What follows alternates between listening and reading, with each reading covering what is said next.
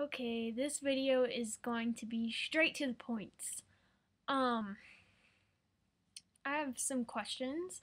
For those of you who go to school, like high school, college, um, when you're wearing your backpacks, and if they're like heavy backpacks, like you got a full bookload in there, does it exaggerate on your POTS symptoms? Because I find that when my backpack is 37 pounds and I have to carry it everywhere I go because it's full of all the books that I need for my classes.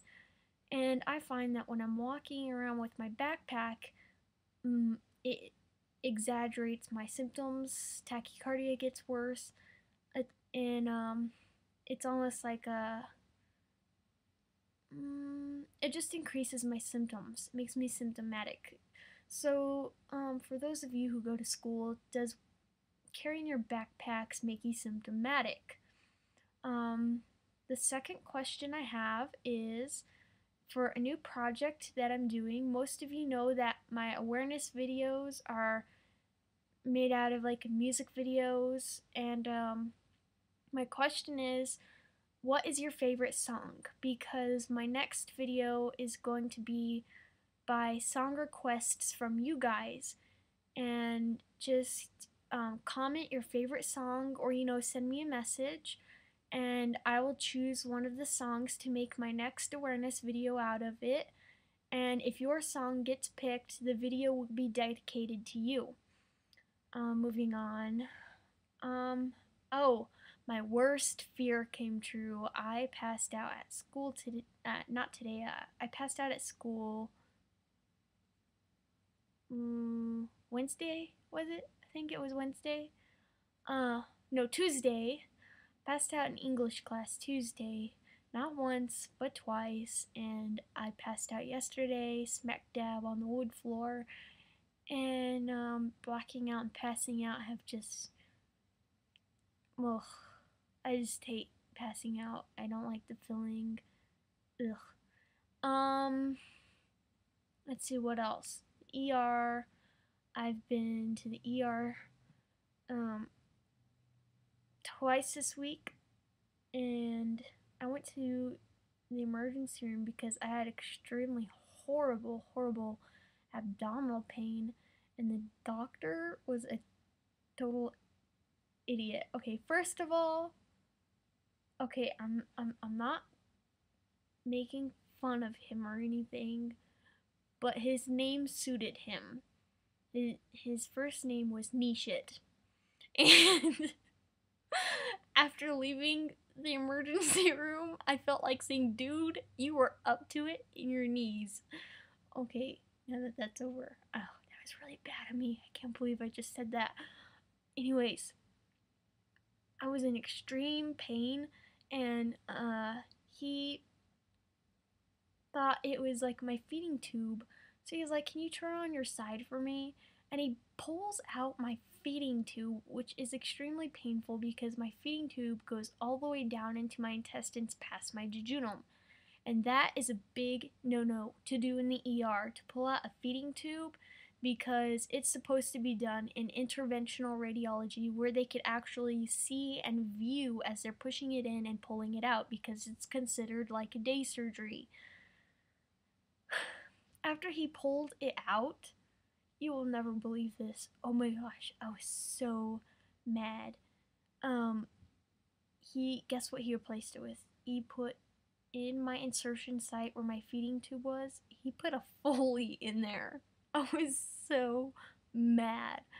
And then he tells the nurse, quick, go find another feeding tube. And so about half an hour later, she comes back. She's like, I found one. It took forever. I looked everywhere, but I found it. And he wanted to put it back in. And I was like, no way.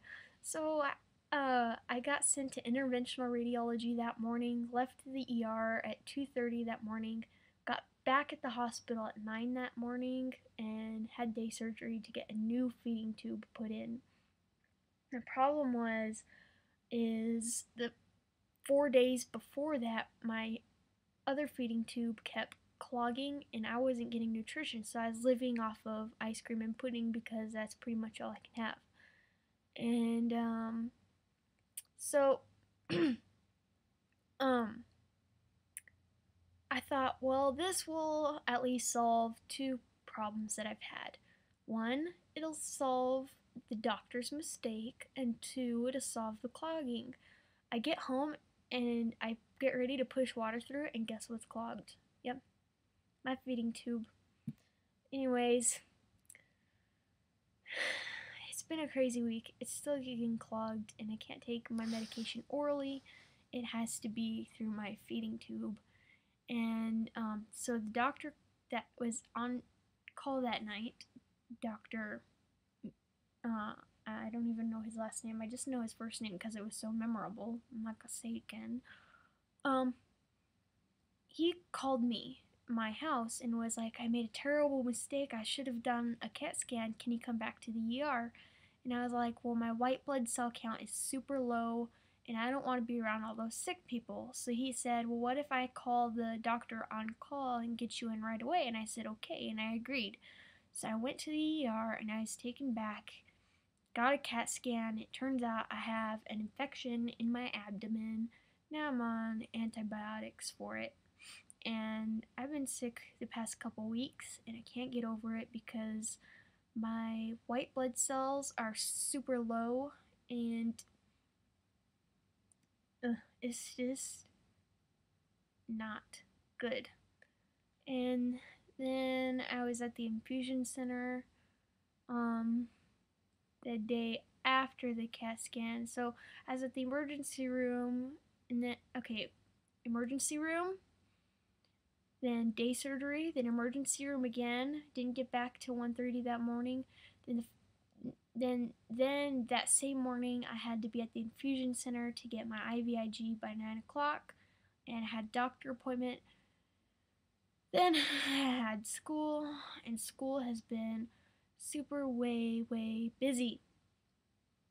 By the way, I hope I'm not boring you guys, because this video feels boring to me.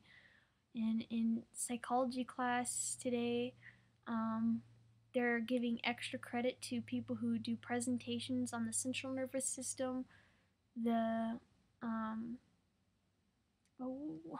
brain fog, the central nervous system, the autonomic nervous system, and oh my gosh, the peripheral nervous system.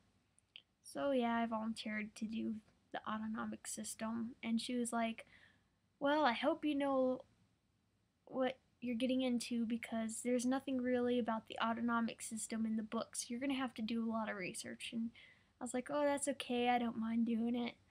So she's gonna give out double the credit to people who do presentations on that. And that's been my week. Don't forget about the questions I asked in the beginning, and if your song gets picked, then that video will be dedicated to you. Bye!